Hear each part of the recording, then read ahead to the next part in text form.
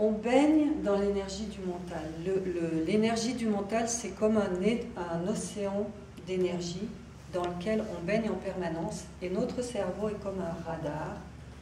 Et il baigne dans cet océan de pensées.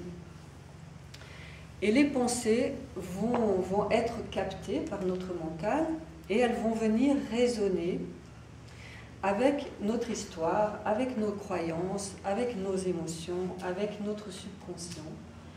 Et on va s'accrocher à ces pensées-là.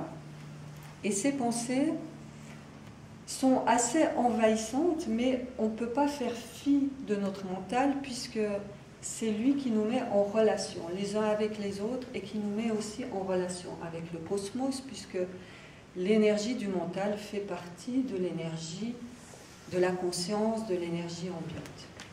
Donc c'est une sorte d'interface. Mais le fait de travailler sur notre corps, ça va remettre en question nos croyances, nos conditionnements, parce que tout est inscrit dans notre corps. Notre mental, lui, il va agir comme un enregistreur, il va venir enregistrer tout ça, et il va venir le caser dans nos cellules, dans nos organes, dans nos émotions, dans notre corps. Et comme on va travailler sur le corps par le mouvement, par la respiration, vous l'avez vu ce matin, à travers le regard, etc., ça éveille des émotions, ça éveille des sensations. Et forcément, ça va réveiller tout ce qu'on met un petit peu dans notre subconscient. Il faut considérer notre subconscient comme la cave. Qu'est-ce que vous mettez dans votre cave? Vous mettez des choses qui ne servent plus mais qui peuvent servir. Vous mettez des souvenirs. C'est des choses que vous ne mettez pas dans votre salon, mais que vous mettez à la cave. Donc c'est une sorte d'espace dans lequel vous allez stocker même un tas de choses qui ne servent plus depuis des années et peut-être même des choses, vous ne savez même pas qu'elles sont là. Donc votre subconscient, c'est un peu ça.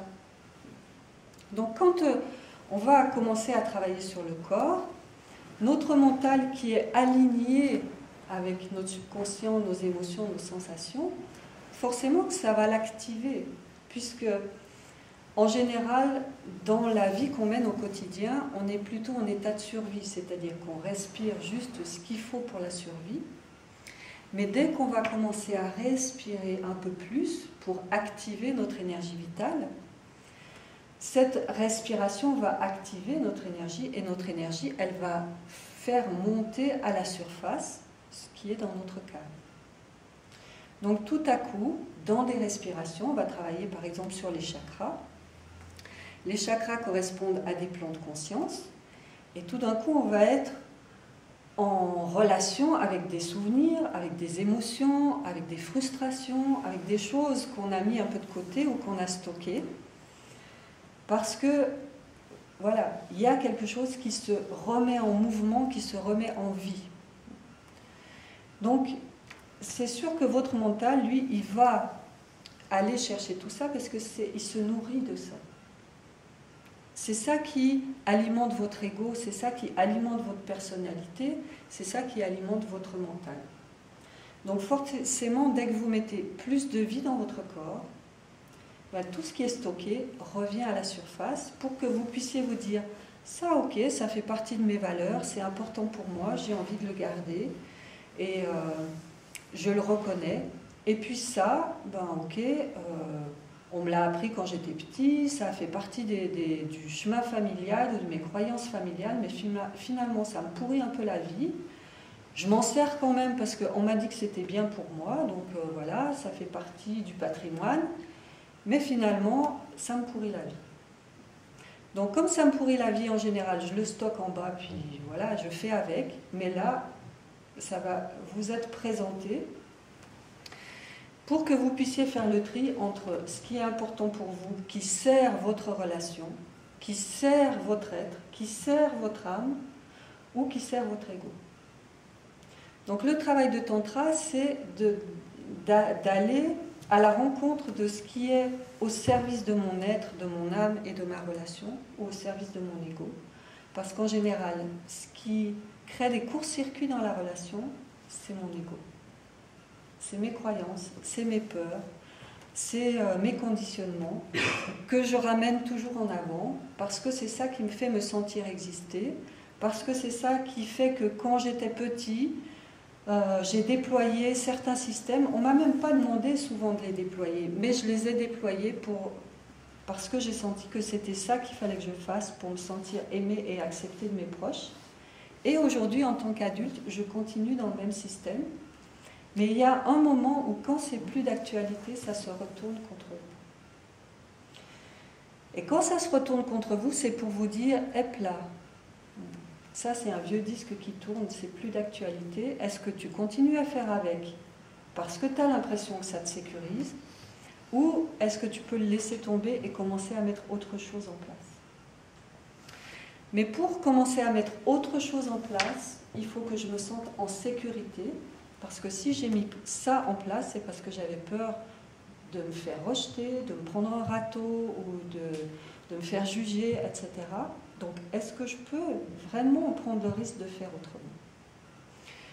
Donc, notre atelier, là, pendant ces 3 jours, c'est comme une sorte de laboratoire alchimique dans lequel vous allez être invité à faire autrement. Donc, voilà, toutes les expériences qu'on va faire vont mettre en lumière tout ce que vous mettez avec votre mental en avant pour rentrer dans la relation, et qui fait que ça devient des relations superficielles. On se rencontre, voilà, dans